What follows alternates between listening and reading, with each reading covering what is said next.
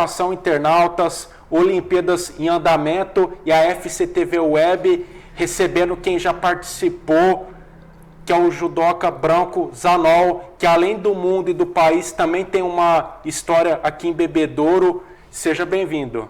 Obrigado a vocês da Folha, obrigado a vocês de Bebedouro.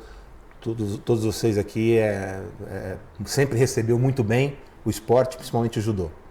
Além do Branco, não podemos deixar de agradecer o também sensei Edson Sakomura, que sugeriu e viabilizou o nosso encontro de hoje. Seja bem-vindo, Edson. Branco, a respeito do seu trajeto, interesse até a chegada na seleção brasileira, um resumo pra gente. Foi longo, né? Minha mãe me levou para o judô quando eu tinha 6 anos de idade, a minha mãe adotiva, que ela me pegou para criar quando eu tinha 3 anos, e com 6 anos ela começou a perceber que eu estava muito rebelde e me levou para o judô. Aí a colônia japonesa, esse negócio de cair e levantar, eu comecei a aprender a ficar um pouco mais educado, já estava tendo muito problema no prezinho, antigamente o prezinho antes da escola, Fato. E o judô começou a me dar uma direção melhor dentro da escola e até fora da escola. Com 8 anos eu conheci a competição de judô na cidade de Batatais. Ganhei a minha primeira medalha. Aí eu me apaixonei porque eu percebi que a minha mãe ficou muito feliz. E aí no começo, não vou mentir não, eu ganhava as medalhas para deixar minha mãe feliz. E depois eu fui indo, aí com 13 anos eu fui campeão brasileiro. Já lutando por Olímpia, eu morava em Guaíra, já lutando por Olímpia junto com o sensei Serginho. E de lá eu fui campeão brasileiro e aí me viram lutando, me fizeram um convite, o sensei Floriano, me levou para treinar em São Paulo, para morar lá no Ibirapuera, onde morou também a Mauro Imagem, Jadel Gregório, Thiago Camilo, eu. E cara, vou te falar, o Projeto Futuro no Ibirapuera deu condições de eu morar em São Paulo e ter um melhor treinamento. Dali, aos 18 anos, depois de já ter sido campeão dos Jogos Abertos, brasileiro várias vezes, paulista, eu consegui chegar na seleção brasileira principal e aos 18 anos eu consegui pisar na Europa, a primeira vez. Pisei na República Tcheca, pisei na Polônia e aí eu falei, é isso mesmo que eu quero, meu foco é a Olimpíada. E aí eu lutei meu primeiro Jogos Olímpicos, foi em Atlanta, nos Estados Unidos, 1996. E fiquei entre os 10 em Atlanta. Eu falei, daqui 4 anos, na próxima Olimpíada em Sydney, eu quero ganhar uma medalha para o Brasil. Acabou que o Nusma acabou me cortando da Olimpíada, eu tinha uma lesão, mas também não foi só por causa da lesão. E o Honorato, eu vi o meu reserva na época, o Carlos Honorato, sendo medalha de prata, fazendo a final com um holandês, que eu tinha ganho 40 dias antes, dentro de Amsterdã. Foi um momento muito duro na minha carreira, mas ainda consegui me recompor. E 4 anos depois eu fui para Atenas, foi minha última Olimpíada na Grécia. Aí eu já fui como atleta reserva, voltei de lá e decidi trabalhar com judô no país do futebol. Aí montei essa minha metodologia e comecei a trabalhar nas grandes escolas de São Paulo, levando o judô para a vida de outras famílias. E inclusive aqui em Bebedouro a gente já chegou a atender mais de 1.000 crianças aqui. Montamos o projeto com a ajuda da Fundação Telefônica, da Rose Galo, da Cristina, uma época muito bacana, eu tenho muitas boas lembranças aqui da cidade de Bebedouro. Chegamos a atender todas as escolas aqui com judô. Muito produtivo. Acho que o pessoal aqui da Folha lembra dessa época. Fato. Né? E foi isso. Comecei o judô com 6 anos e depois de 15 anos cheguei na minha primeira Olimpíada, aos 21 anos de idade, dos 6 aos 21. Então, para a criançada, para os garotos, é uma vida, mas vale muito a pena. Valeu muito a pena perder Natal, perder Ano Novo. Fiquei 5 anos sem ter carnaval, minha adolescência toda foi treinando.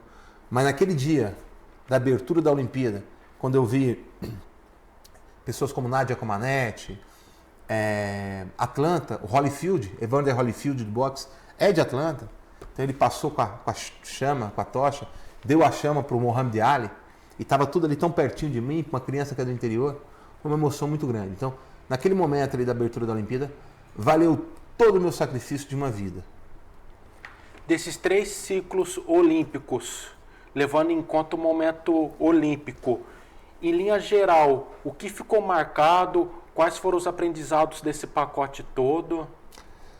Aprendizado foi que, assim, a hierarquia, né, que minha modalidade passa, de perceber que você pode chegar numa Olimpíada, você pode ser campeão sul-americano, pan-americano, ter medalha em campeonato mundial, mas na hora que sobe ali no tatame, você tem que entender que você é só mais um judoca, né?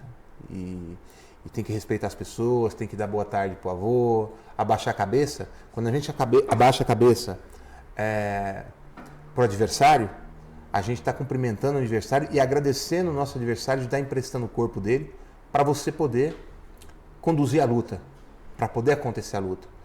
E essa metáfora que a minha modalidade faz, que é a metáfora mais assim pertinente à vida cotidiana, que é o cair e levantar, que é o que você faz, é o que a Folha aqui da cidade faz, né? Que é cair e se levantar e manter a esperança. A minha modalidade me ensinou isso desde criança. Sim. A toda vez que eu caía na academia, eu não dava para eu cair e ficar caído no chão. E nesse momento agora, acho que as pessoas têm que parar de se esconder e ter coragem para tentar retomar a vida depois de um baque muito grande na humanidade, que foi essa pandemia. Agora está passando e a gente tem que lutar também para passar e ter coragem para sair de onde essa pandemia nos colocou. Então a gente cair e se levantar. Conta pra gente a sua transição de atleta para professor e empresário, como que foi o processo? Um processo incrível, porque eu consegui, durante a minha trajetória, primeira vez que eu fui numa competição, essa que eu acabei de citar, de Batatais, eu olhei para o lado e vi um amiguinho meu fazendo xixi na calça, de ansiedade. E eu falei, caramba, por que essa pressão toda? Às vezes você pega uma criança de 8, 9 anos, leva numa competição, o ginásio lotado, o público ali, o professor pedindo para ele lutar melhor, a torcida gritando. Falei, como que eu consigo quebrar isso? Aí a primeira coisa foi levar o circo, levar o palhaço, levar o Batman, o Robin, o super-herói, levar um trapezista, quebrar isso da criança. E primeiro uma festa, depois se faz um festival.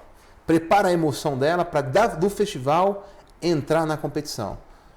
O Edson Sacomura, aqui de Bebedouro, amigo nosso, professor, e tantos outros professores, né, o Henrique, o próprio professor Serginho, sabia que numa certa idade eu aprendi muito, que a criança tem que ter uma preparação emocional. Aquele pai que fica gritando na beira do alambrado, por filho ser um Ronaldinho, por filho ser um Garrincha, por filho ser um Zico, vai dar efeito contrário.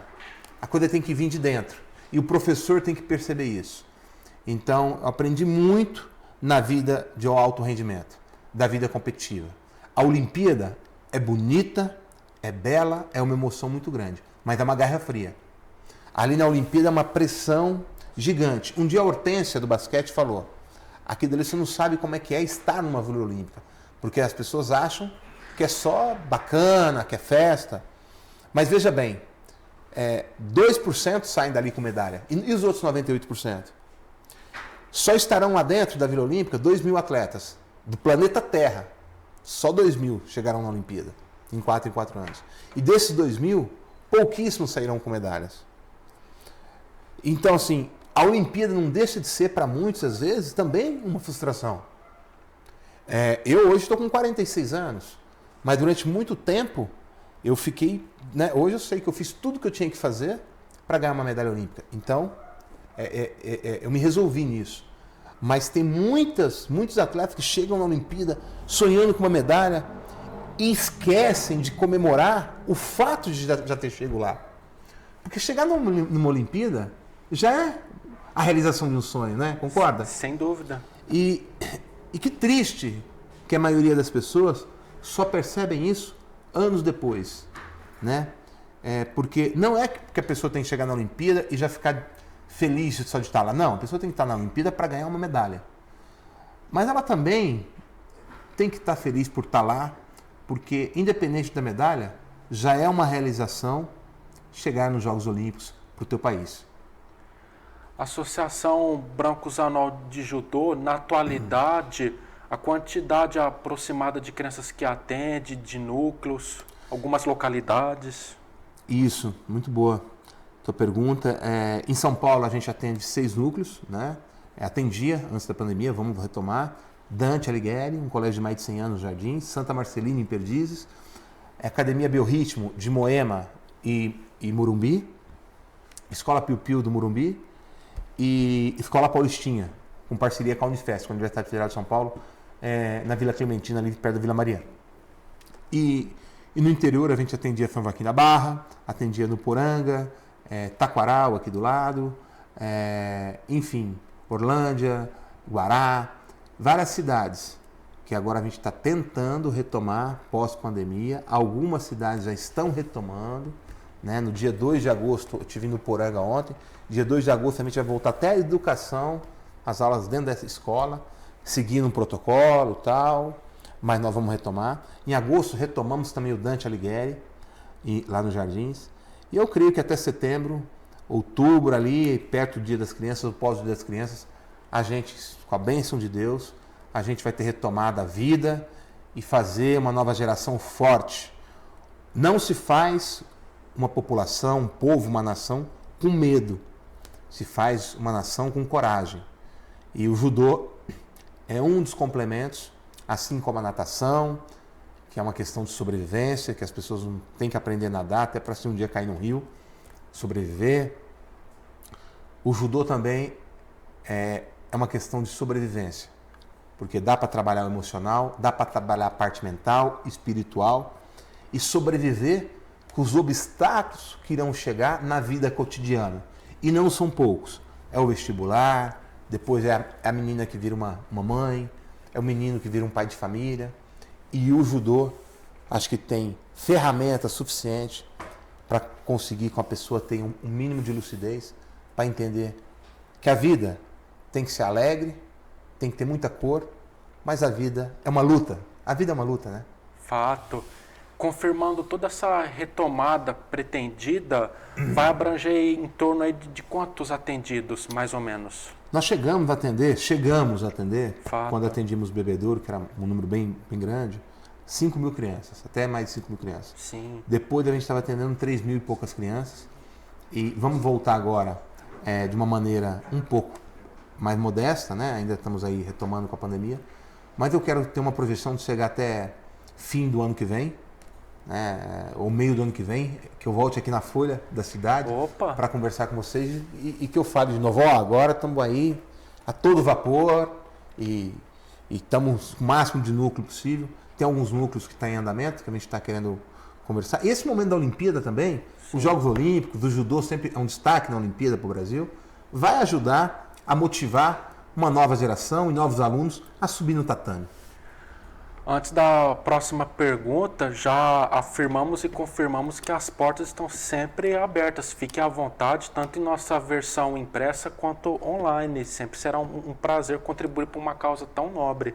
Eu, como atleta olímpico, a gente, qualquer dia aí da luta, se vocês precisarem faço questão. É uma alegria, uma honra poder escrever para vocês e falar para vocês de cada dia aí como é que vai ser, ou fazer um resumo, um apanhado da Olimpíada. Eu acho que, já dando minha opinião aqui, eu acho que no feminino, a que tem muito potencial de trazer uma medalha é a Mayra Aguiar, né? No masculino, infelizmente, no masculino, as nossas chances são menores, mas no feminino a gente tem muita chance e depois eu quero poder ter a liberdade de opinar aí para o público da Folha. Opa, fique à vontade, entramos em detalhes e publicamos, será um prazer. Inclusive, tu já respondeu que era a questão seguinte, agradável coincidência, e parte do que eu vou perguntar agora você respondeu, mas é sempre pertinente reforçar.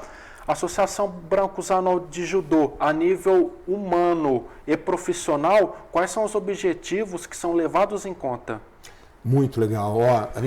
Primeiro que a associação ela foi criada para organizar uma questão prioritária para atingir o alvo. Porque a gente não atinge o alvo sem a família.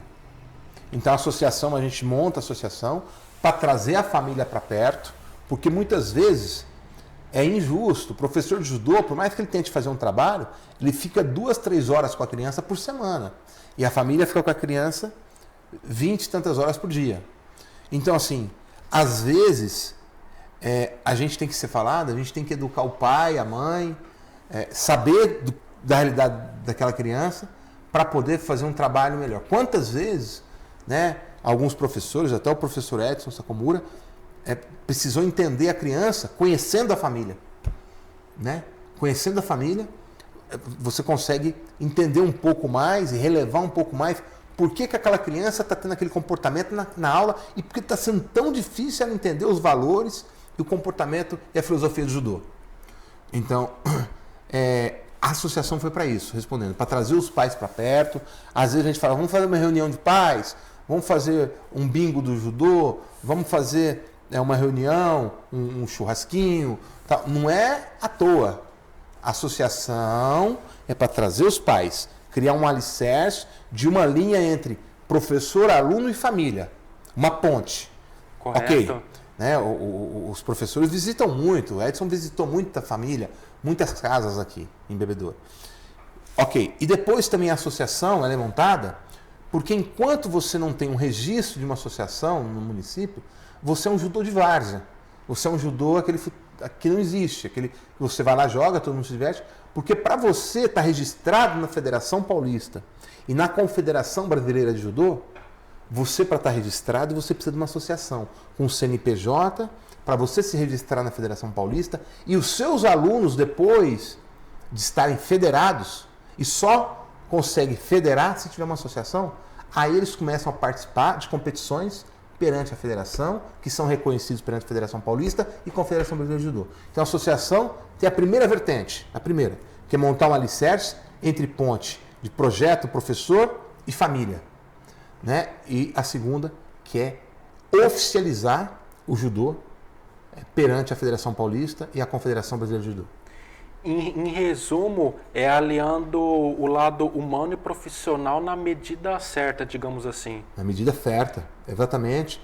E assim, porque não adianta, apoia muito festival, mas a gente tem vários talentos aqui em Bebedouro, e a criança ir para festival, aí chegou com 12, 13, 14 anos, não pode ser mais festival, tem que ser competição mesmo, e tem que aguentar aquela pressão toda que a vida vai ser assim. E aí as melhores competições, é onde as pessoas se reúnem com mais força, são as competições federadas. Né? Aí, como que você vai para um campeonato brasileiro? Sendo campeão paulista. E para você ser campeão paulista, você tem que estar federado. E para você estar federado, precisa de uma associação. Então, aqui em Bebedouro, a gente teve uma associação. Eu tinha muita esperança, porque devido à quantidade de crianças que a gente chegou a atender aqui em Bebedouro, em Bebedouro ser uma referência mesmo, e a gente fez um trabalho magnífico aqui. E eu ainda tenho um sonho, fiquei até emocionado de voltar para Bebedouro, porque foi um dos maiores projetos que a gente fez perante a Secretaria da Educação, os maiores projetos que a gente fez. Eu nunca atendi no município mais de 600 crianças assim, e aqui a gente atendia mais de 1.000 crianças. Foi um projeto muito lindo e que tinha muita criança talentosa e que deixou de colocar o kimono, deixou de fazer judô, deixou de praticar, deixou de ter um caminho a mais na vida dela, porque o projeto não teve continuidade. Mas ainda acredito na continuidade do projeto um dia. Perfeito. E retornando na questão das Olimpíadas, o Brasil perde, assim, o judô no caso, né? Perde apenas para o vôlei na questão das medalhas, está em segundo lugar, né? Quais fatores podem ser atribuídos para o judô ter esse ponto positivo nessas conquistas de medalhas? Primeira coisa, o judô é um dos esportes mais vencedores em Olimpíada para o Brasil, porque a gente tem uma dívida e teremos para sempre uma dívida com a colônia japonesa nesse país impagável. Porque quando uma criança vai no pediatra, o pediatra fala ou natação ou judô. Minha mãe me levou para o judô, não porque a fama do judô era que o garoto, quando errava o gol, ou errava, ou acontecia algum erro, xingava o juiz, batia no árbitro, ou xingava até o próprio professor. Minha mãe me levou para o judô, porque a fama do judô leva lá para o judô, que tem um professor lá que é japonês, a colônia japonesa que cuida daquele local, e lá, pau, pedra é pedra. Então, o Japão, o judô do Brasil, vem do Japão, vem com uma base japonesa, e o Japão é o judô mais forte do mundo, e graças aos japoneses, nós conseguimos, se você perguntar qual foi o primeiro professor do Aurélio Miguel, Masao Shinohara, né? Qual foi o primeiro professor do Thiago Camilo, Makakeba, de baixo. Então, se você olhar, o meu primeiro mesmo professor foi o Sensei Chiba, também. Depois veio o Serginho, que teve muita influência na minha vida, mas meu primeiro professor foi o Sensei Chiba. Então, assim, aonde você olha nas medalhas olímpicas, tem uma mão japonesa. Sem dúvida. Né? E, assim, e a família japonesa não ajudou só na agricultura, não, na pecuária desse país, a fazer o agronegócio. Que conheço pessoas aqui, como o Sr. Mura, né, um japonês lá de Guaíra, que chegou aqui sem falar uma palavra em português, chegou a ter 10 fazendas, com trabalho, com honestidade, um outro tempo, mas um japonês de muita fibra. E essa fibra e essa educação japonesa, esse foco, essa disciplina, eles introduziram para a gente muito através do tatame, e é algo que a gente não pode perder ao longo das décadas, porque eles estão morrendo. Masao Shinohara morreu ano passado, o Sr. Mura morreu há 3 anos atrás. As pessoas, os japoneses antigos, que mantinham a chama da tradição acesa, estão morrendo. E o judô, na verdade, está ficando mais ocidentalizado aqui no Brasil. A gente pode ficar com o judô brasileiro para brasileiro, mas sem perder a tradição japonesa. Porque a minha gratidão com a coroa japonesa vai ser eterna. Não só o judô, serve para o esporte em geral.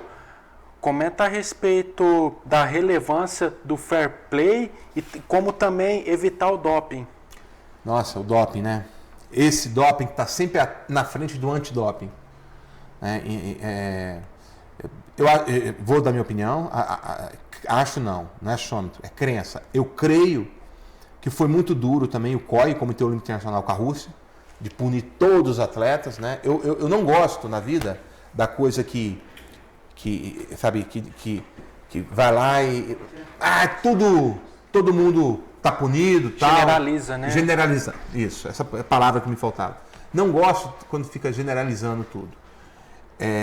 Mas, óbvio, com a Rússia, assim como a Alemanha Oriental, foi muito forte o doping. O leste europeu, ali Polônia, a República Tcheca, as meninas da Romênia, né, ganharam muita coisa na ginástica olímpica. A própria China, né, teve criança de 14 anos sendo medalhista olímpica de ouro na ginástica olímpica dopada. E o doping sempre na frente do antidoping. Então, você fez uma colocação do doping e o fair play. A pessoa fazer bonitinho, entregar, fazer uma cena de paz, de aceitação da derrota em frente a mil câmeras, é bonitinho. Uma encenação é Uma moleza, encenação né? bacana. Agora, o maior fair play que tem é você não trapacear, né? É você não ser pego, você não usar da trapaça. Jogar limpo, né? Então, assim, eu acho que uma das coisas que mais penalizou, estou falando só a minha opinião, Claro. que mais penalizou um grande ídolo desse país, um fenômeno, uma pessoa extraordinária, uma pessoa acima da média, o que mais penalizou a carreira dele não foram as derrotas, né? Apesar de eu achar que ele demorou um tempo para parar a carreira, mas foram a série de vezes que ele foi pego no exame antidoping, que foi o Anderson Silva. Não ficou legal. Um atleta, quando é pego no antidoping uma vez, você até fala, aconteceu, talvez nem era verdade, então, mas pegar 3, 4, 5 vezes no antidoping, não fica legal. Assim, como eu falo, não, antidoping é uma coisa, reposição hormonal é outra, mentira. Quando tiraram a reposição hormonal, o Vitor Belfort nunca mais conseguiu ter os mesmos resultados. Quando a direção do UFC falou, agora não pode mais fazer reposição hormonal. Então, assim, eu, na minha época, não tinha nem sabia disso. Né? Nem tinha médico para isso e nem tinha condição financeira de ir atrás disso. Mas eu lutando com o alemão, posso até te mandar por WhatsApp, Claro. mesmo a luta a arbitragem acho que não foi à altura. Não pode um brasileiro, um latino, americano entrar para lutar com um alemão numa Olimpíada e colocar um europeu para arbitrar. Tinha que colocar alguém de Israel, alguém da Coreia. E aí coloca um árbitro espanhol que tomava cerveja sempre com o técnico da Alemanha para arbitrar minha luta na Olimpíada com o alemão. Tem cabimento. E se eu te mostrar a tua luta, você vai ver como foi descarado. Eu derrubo 2 vezes o alemão e perco a luta. Como pode isso? Porque a punição antigamente era progressiva. Shido virava Chui, Chui virava Keikoku. Eu dei 2 Yuko, mas tomei um Keikoku. Enfim. Mas mesmo assim, eu ganhei aquela luta. Né? Mas eu sentia nele uma força que não era uma força, porque eu lutava com muito atleta forte. Era descomunal. Era uma força descomunal. Era uma força de algo que você vê. Eu também fazia musculação, eu também era disciplinado, chegava uma hora antes, eu saía uma hora depois. Fui um dos judokas que posso não ser o mais medalhista olímpico desse país, mas fui um dos que mais treinei judô nesse país. Então, assim, mais me dediquei. Então, eu posso te garantir, ali naquele alemão, ele não estava só com arroz, feijão e salada. Entendeu? Agora não tinha. E é muito triste quando você luta com uma pessoa e você sente, só que você não tem como provar. Porque alguns países, como a Rússia, e não é só a Rússia, mas a Alemanha, o próprio... Sabe quando que ia pegar aquele corredor Michael Johnson? Michael Johnson corria até fazendo joinha, 400 metros. Sim, sim. Não, o Ben Johnson era um canadense que foi pego no doping. O Michael Johnson, aquele dos 400 metros, aquele americano que foi campeão em Atlanta, também ganhando tudo, ele já corria até com a sapatilha dourada. Cara, sabe quando que vai pegar um americano no doping dentro dos Estados Unidos? Nunca. Tem nem jeito. Entendeu? Então, assim, vai pegar um americano que foi campeão olímpico na Olimpíada de Atlanta dentro dos Estados Unidos, o doping não vai pegar ele. De jeito E depois nenhum. de muito tempo foi ver. Até o próprio Carl Lewis, americano, confessou que usou doping a vida toda. Então é muito triste. Agora, e outra, aquela coisa, né? O cara fica em quarto, aí era para ele ficar em terceiro. Aí não pega só o campeão. O cara que ficou em bronze pega ele dopado. Aí ele recebe a medalha de terceiro em casa. Poxa, aquele cara que. Você recebeu uma medalha em casa, não é a mesma coisa que subir no pódio, no dia e tal. Então, o doping tem que ser banido. E o maior fair play é não pegar atalho, é não ser desonesto. Excelente. Uma pergunta que eu te fiz há 11 anos, não gostaria de ter feito e nem gostaria de estar fazendo, espero não fazer, não só o judô, como também qualquer arte marcial. O que você diria para aqueles que têm a mente pequena, digamos assim, acaba discriminando, nivelando por baixo? E vou te falar mais, hein? Existe um preconceito muito grande ainda com o feminino. Pessoas que fazem judô, umas mães, nossa, se eu soubesse eu tinha colocado minha filha antes no judô, porque eu achava que o judô deixava um pouco machona, um pouco mais masculinizada, e depois que coloca a filha no judô, a filha melhora uma série de fatores, e a menina começa a amar o judô. Né? A mãe dos meus filhos, eu conheci na Olimpíada, uma judoca linda, foi eleita pela revista, quando tinha aquela revista Lance, lembra? A revista Jornal Lance? Sim, sim. Foi eleita junto com o Kaká foi eleito pela internet mais bonito do esporte, minha ex-esposa foi eleita a mais bonita. E fez judô a vida toda, ela começou na ginástica olímpica e depois passou pro judô. Entendeu? Então, assim, o esporte não vai masculinizar ninguém, o esporte não vai afeminar ninguém, entendeu?